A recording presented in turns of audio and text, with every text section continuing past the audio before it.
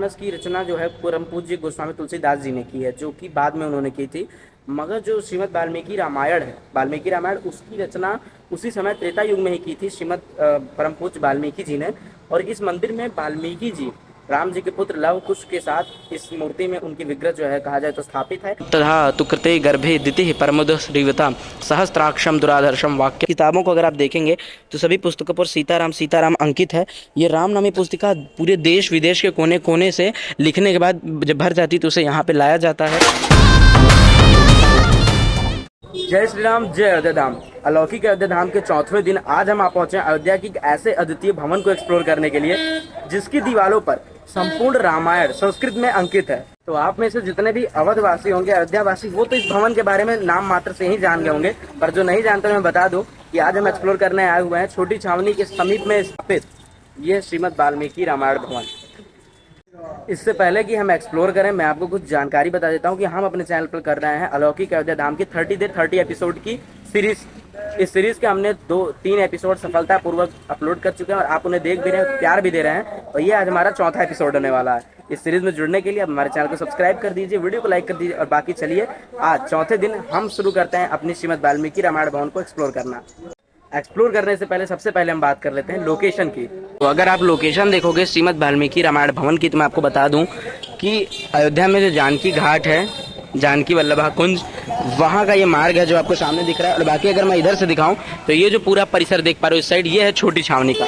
मतलब छोटी छावनी ज़्यादा चर्चित है, मणिरामदास छावनी। और इसके सामने भी श्री स्वामी मणिरामदास जी महाराज जी की छावनी है, जो कि आप देख सकते हो। उसी के ठीक सामने श्रीमद् वाल्मीकि रामायण भवन है, जिसका जो कहा जाए आधिपत्य वो भी महंत, अयोध्या के महंत श्री नित्य गोपाल दास जी महाराज के दक्षिणार्थ है। तो फिर चलिए बिना देरी के अब सीधे हम चलते हैं, प्रवेश करते हैं श्रीमद् वाल्मीकि रामायण भवन में। सबसे पहले हम मंदिर में प्रवेश करने के लिए इन सीढ़ियों से ऊपरी सतह पर आए हुए हैं, जहाँ पे कहा जाए तो श्रीमद् वाल्मीकि रामायण भवन का ये जो चौखट रहता है, कपाट जिसे हम कहते हैं, वह रहता है मंदिर परिसर का। मतलब इसके अंदर अगर हम प्रवेश करेंगे तो पूरे हम मंदिर परिसर में आ जाएंगे। और फिलहाल अगर आप यहाँ से मैं कैमरा रोटेट करूँ तो आप बाहरी व्यू देख सकते हो कि कितनी ज़्यादा मतलब भीड़ चल रही है अयोध्या में। इसको देख के आप अंदाज़ा लगा सकते हो, क्राउड नेक्स्ट लेवल ही है। मतलब देखो इधर से मैं थोड़ा सा आपको जूम करके दिखाता हूँ,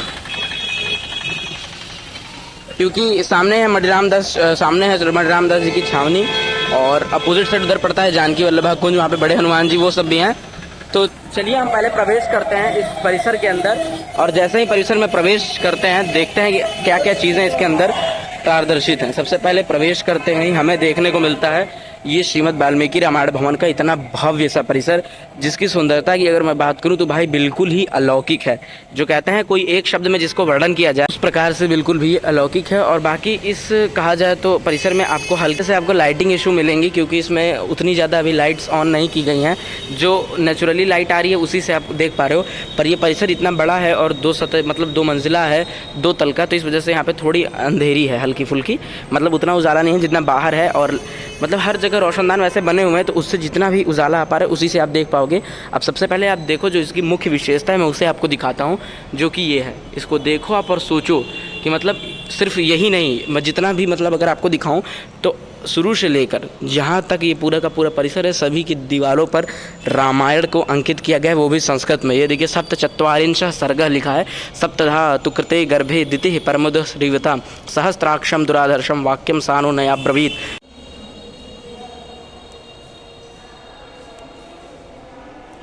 ममापराधाद गर्भोयम सप्तधा सकलीकृतः नापराधो हि देवेश तवात्र बलसूदन।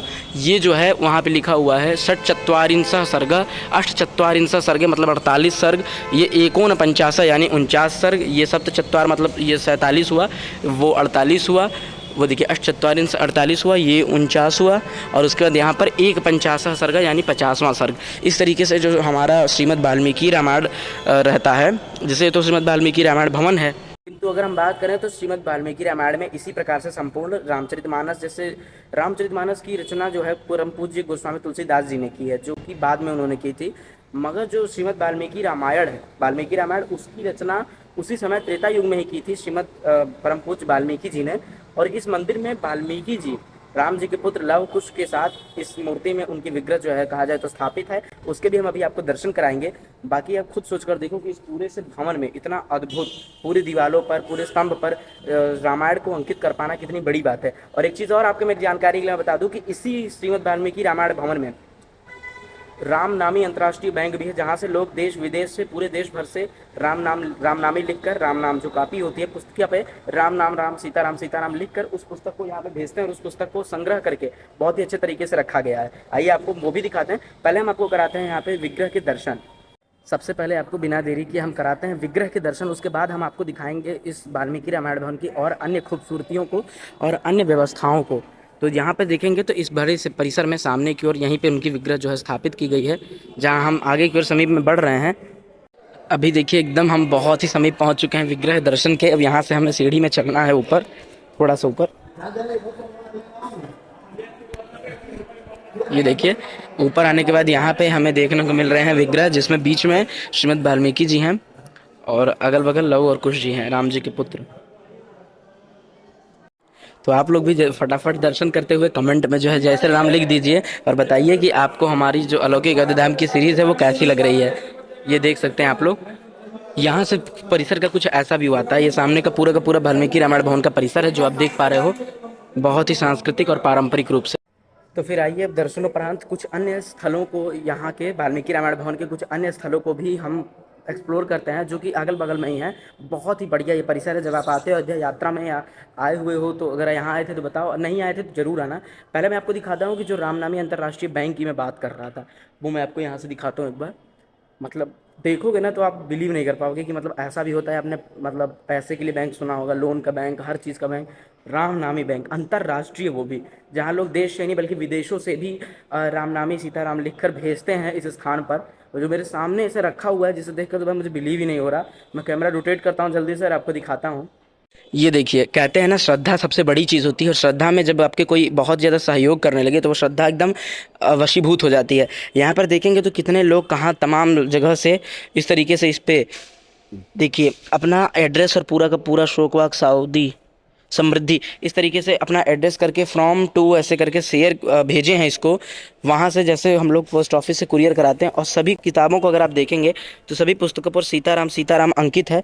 ये रामनामी पुस्तिका पूरे देश विदेश के कोने कोने से लिखने के बाद जब भर जाती तो उसे यहाँ पे लाया जाता है श्रीमद् वाल्मीकि रामायण भवन में और इसको संग्रह करके रखा गया है। आप सोच रहे होंगे इसको यहीं पर क्यों रखा गया है, तो इसको यहाँ पे नहीं रखा गया है, ये ऊपर की ओर रहता है।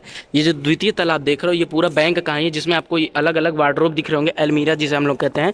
उस अलमीरे में इसको रखा जाता है अच्छे से समुचित रूप से और इस प्रकार से इसको यहाँ पे व्यवस्थित किया जा रहा है कि ये आने वाले तकरीबन कहा जाए तो 50 साल तक 150 से 100 साल तक ऐसे ही पड़ा रहे, ताकि आने वाले जो लोग हैं टाइम कैप्सूल की तरह इसका यूज़ करें, जब देखें तो उन्हें पता चले, उन्हें जानकारी मिले कि कितनी आस्था जो हमारी थी हमारे सनातन धर्मियों में, हमारे सनातन धर्मावलंबियों को, और किस प्रकार से राम भक्त अपने आस्था को रामनामी पुस्तिका में राम सीताराम लिखकर राम जी के चरणों में अयोध्या नगरी में समर्पित करते हैं। अब ये तो हो गई फिलहाल हमारी वाल्मीकि रामायण भवन के मुख्य परिसर की बात। परिसर से अगर हम बाहर की ओर चलें तब वहाँ पे बड़े हनुमान जी की आकृति है, मूर्ति है, और साथ ही साथ जो समुद्र में पुल बांधते वक्त वानरों ने प्रयोग किया था राम जी के लिए, जो राम जी की सेना ने पुल बनाया था समुद्र में पत्थर डालकर, एक पत्थर वो यहाँ पर भी रखा हुआ है जो कि पानी के अंदर है, जो अभी भी पानी में दबाने पर भी नहीं डूबता। तो आइए आपको वो भी दिखाता हूँ। बाहरी परिसर से इसका कितनी अद्भुत सुंदरता रहती है, क्या व्यू रहता है, वो आपको दिखाता हूँ। तो फिर अभी देखिए हम जो है बात कर रहे थे कि आपको दिखाएंगे हनुमान जी की विशाल मूर्ति जो कि यहाँ पे बगल में दक्षिणी द्वार में स्थापित है। तो मैं श्रीमद् वाल्मीकि रामायण भवन के दक्षिण द्वार से आ चुका हूँ उस परिसर के पास जो मेरे ठीक सामने है। यहाँ से आपको देखने को मिल रहा होगा यही वो परिसर है, जिसमें नीचे की ओर अगर आप देखोगे तो इस तरीके का एक छोटा सा सरोवर है प्यारा सा, जिसमें कि जब रथ यात्रा निकलती है, जल रथ यात्रा, तो इसी में विष्णु भगवान और सीता माता का स्वरूप बनाकर रथ यात्रा इसी में कराई जाती है। और इसी में स्तंभ देकर इस प्रकार से एक दक्षिणी तरफ जो यहाँ पे श्रीमद् वाल्मीकि रामायण भवन का भव्य परिसर है, उसी की दक्षिणी तरफ यहाँ पर हनुमान जी की जो विशाल मूर्ति जो मैं बता रहा था वो अंदर स्थापित की गई है। और इस मंदिर में हनुमान जी की मूर्ति के साथ ही साथ वह पत्थर भी है समुद्र में प्रयोग किए जाने वाला, जिससे रामेश्वरम में सेतु बनाई गई थी श्रीलंका तक के लिए। तो आइए आपको उसका भी दर्शन कराते हैं। मंदिर परिसर में प्रवेश करते ही हमें सबसे पहले देखने को मिलता है यहाँ पर विशाल हनुमान जी की बहुत ही दिव्य मूर्ति। इस मूर्ति को देखने के बाद ऐसा लगता है कि मानो स्वयं हनुमान जी यहाँ पर प्रकट हो गए हों। मैं मूर्ति को निहारता हूँ, निहारने के बाद मैं चलता हूँ परिक्रमा करने के लिए आगे की ओर। जैसे ही मैं परिक्रमा करता हूँ तो आप देख पाएंगे अपने स्क्रीन पर कि यहाँ पर कितनी बढ़िया कहा जाए तो पूरी की पूरी हनुमान जी की लीलाओं को हनुमान चालीसा में और चित्रकारी करके दर्शाया गया है। जैसे यहाँ पर अगर आप देखेंगे तो यहाँ पे लिखा गया है सनकादिक ब्रह्मादि मुनीषा नारद सहित ईसा। हर जगह हर चित्रकारी किया गया और साथ ही साथ यहाँ पर प्रातः काल में पढ़ने वाले श्लोक भी यहाँ पे दिए गए हैं। ये पूरी की पूरी हनुमान चालीसा का दृश्य है जो आप अपने स्क्रीन पर देख पा रहे हो। कैमरा हिल रहा होगा आपको तो उसके लिए थोड़ा आप उसको इग्नोर करिएगा। बाकी ये देखिए ये वही नाव है जिसकी मैं बात कर रहा था जो सरोवर में उतारी जाती है रथ यात्रा के दिन। और साथ ही साथ देखेंगे तो पूरे परिसर में हनुमान चालीसा को इस प्रकार से उतारा गया है। और सबसे बड़ी बात जिसकी मैं बात कर रहा था जो कि है राम सेतु का पत्थर, वो इस टब के अंदर रखा गया है। ये देखिए श्री राम सेतु का पत्थर यहाँ लिखा हुआ भी है। तो इसके अंदर आप देख सकते हैं। इसको हम आइए थोड़ा डुबाने का प्रयास करते हैं। देखिए पानी की ऊपरी सतह पर ही आ जा रहा है। इसको मैं जैसे ही दबा रहा हूँ फिर से ये ऊपर की सतह पर आ जा रहा है। तो ये तो मुझे इन लोगों का कहा गया मान्यता लगा कि राम सेतु का पत्थर है। बाकी आप अपनी राय मैं दीजिए। बात कर लेता हूँ कि मुझे यहाँ पर दर्शन करके वास्तविक रूप में कैसा लगा। तो भाई कोई भी धार्मिक स्थान के जब आप दर्शन करेंगे तो आपको मन में से एक असीम शांति का अनुभव होगा। ठीक वैसा ही मुझे यहाँ पर भी हुआ। लेकिन जो अद्भुतता थी ना इस मंदिर की, तो वो अगर कहा जाए तो शब्दों में मैं उसका व्याख्यान नहीं कर सकता। मैं आप सभी जो भी दर्शनार्थी यहाँ पर आने वाले हो अयोध्या नगरी में दर्शन हेतु, उनसे मेरा एक कहा जाए तो निवेदन रहेगा कि एक बार यहाँ दर्शन करने ज़रूर आना। क्योंकि तो ये छोटी छावनी के स्थान के पास है, बिल्कुल समीप में, कोई आपको दिक्कत नहीं होगा कि लोकेशन में आप भ्रमित हो जाओ। तो आप आसानी से आ सकते हो। और दर्शन करने के बाद यहाँ पे जब आप पूरे दीवारों पर वो रामायण लिखे देखोगे और बगल में ये जो हनुमान जी का भव्य विशाल सा स्वरूप है उसको देखने के बाद आपका हृदय एकदम आनंद से झूम उठेगा।